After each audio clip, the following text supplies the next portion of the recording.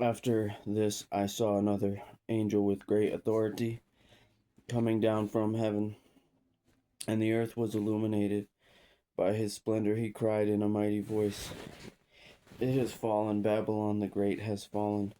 She has become a dwelling for demons, a haunt for every unclean spirit, a haunt for every unclean bird, and a haunt for every unclean and despicable beast. For all the nations have drunk the wine of her sexual immorality, which brings wrath.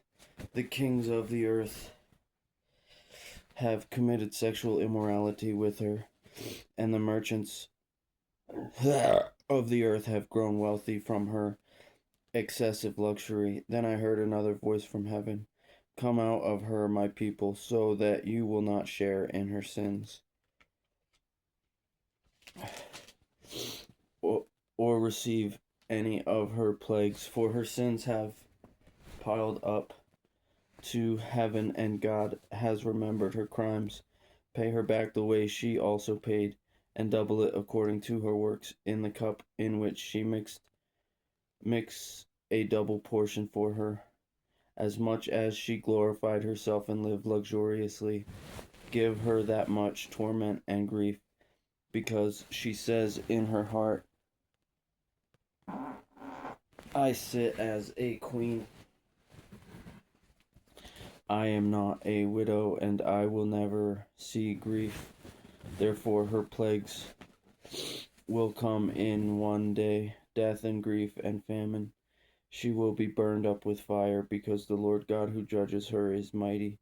The kings of the earth who have committed sexual immorality and lived luxuriously with her will weep and mourn over her when they see the smoke of her burning. They stand far off in fear of her torment, saying, 'Woe, woe, the great city, Babylon, the mighty city, for in a single hour your judgment has come.' The merchants of the earth will also weep and mourn over her, because no one buys their merchandise any longer. Merchandise of gold, silver, precious stones, and pearls, fine fabrics of linen, purple silk, and scarlet, all kinds of fragrant wood products, objects of ivory, objects of expensive wood, brass, iron, and marble, cinnamon, spice, incense, myrrh, and frankincense, wine, olive oil, fine wheat, flour, and grain, cattle and sheep, horses and carriages, and human bodies and souls. The fruit you craved has left you. All your splendid and glamorous things are gone. They will never find them again. The merchants of these things who became rich from her will stand far off in fear of her torment, weeping and mourning, saying, 'Woe, woe, the great city, clothed in fine linen, purple and scarlet, adorned with gold, precious stones, and pearls, because in a single hour such fabulous wealth was destroyed.'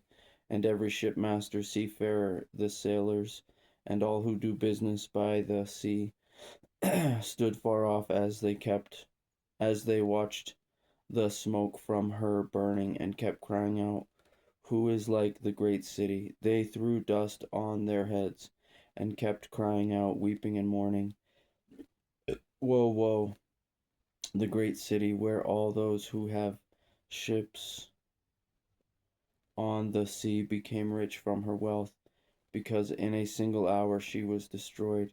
Rejoice over her, heaven, and you, saints, apostles, and prophets, because God has executed your judgment on her.' Then a mighty angel picked up a stone like a large millstone, and threw it into the sea, saying, 'In this way Babylon the great city will be thrown down violently, and never be found again. The sound of harpists, musicians, flutists, and trumpeters will never be heard in you again. No craftsman of any trade will ever be found in you again. The sound of a mill will never be heard in you again. The light of a lamp will never shine in you again, and the voice of a groom and bride will never be heard in you again. All this will happen because your merchants were the nobility of the earth, because all the nations were deceived by your sorcery, and the blood of prophets and saints, and all those slaughtered on earth was found in you.